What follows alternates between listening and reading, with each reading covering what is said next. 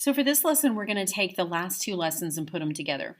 The first lesson, we learned how to write the equation of a circle.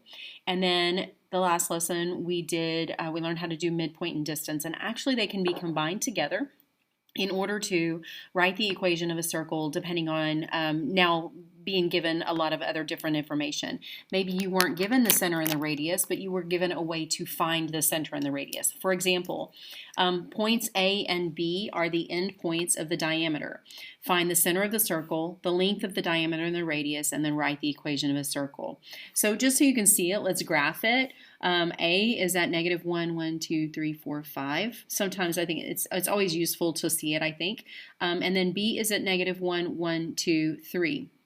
Now, this is kind of nice because if you notice, if this is the diameter of the circle, it is vertical, which makes it a whole lot easier. So you can do the midpoint formula. So remember that the midpoint formula was x plus x. So -1 plus -1 divided by 2, and 5 plus -3 divided by 2. -1 plus -1 is -2. Divided by 2 is -1, and 5 plus -3 is 2, and 2 divided by 2 is 1. Well, let's go over here and look at the picture. Since this is straight up and down vertical, we can see at -1, 1 is the center. Well, you could have found that. All the way across is 1, 2, 3, 4, 5, 6, 7, 8. All the way across is 8. Which is also then the diameter. So the diameter is equal to 8. You can see the radius is 1, 2, 3, 4. So you have a radius of 4. I could also use the distance formula to find the diameter from one end to the other. Remember, it is x minus x. Oops, I should have written it. X minus x squared plus y minus y squared. So 1 minus a -1 is 0. So I would have 0 plus 5 plus 3 is 8. So that would be 8 squared. That is equal to the square root of 64, which is 8. Again, in this case, because it's vertical, we can count it, and that makes it work out nice. The radius then would be half the diameter, right? So we could just take half of the diameter to get the radius. And then we need the equation. Well, we have our center, that's our h and our k, and we have our radius, that's our r. So our equation, remember, was x minus our h, which was a -1, squared, plus y minus, and then k squared equals r squared. And then clean it up. Remember, x minus is standard, y minus is standard, the squares are all standard. So now we clean it up. X minus a negative means x plus 1 squared plus y minus 1 squared equals 4 squared is 4 times 4, which is 16. And so that's the equation of that circle. If we wanted to draw it out, 1, 2, 3, 4, it would look like this.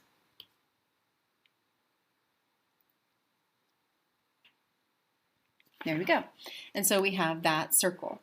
Now let's look at one that's not going to work nice and pretty like that, but we can still use our midpoint and our distance. So I always recommend graphing it just so you can see what it looks like, because it might give you some hints, especially if the diameter is horizontal and vertical, then it makes it really easy to count. So let's look at one that's a little bit different than that though. -1, 1, 2, 3, 4, 5, 6, 7, 8, 9. There's A, and B is at 1, 2, 3, 4, 5, 1. So there's B, and so obviously we don't have a vertical or a horizontal line. I'm trying to get my ruler here so I can draw.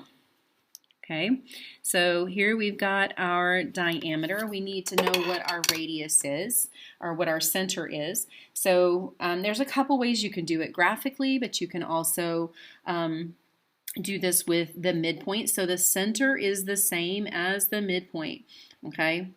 So the center, you would use the midpoint formula. For the diameter, we used the distance formula. It's the distance all the way across the circle, and then we'll get the radius from that. So the midpoint, if we do the midpoint formula, x plus x, so it's -1 plus 5 divided by 2, and -9 plus 1 divided by 2.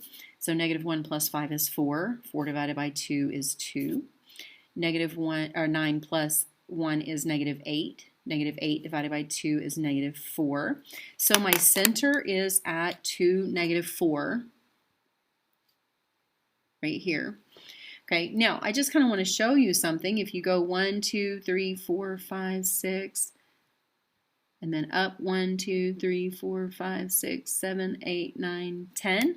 If I want to go halfway, I could go over 3 and up 5, and I could get there the same way. So that's another way to find the center if you want to.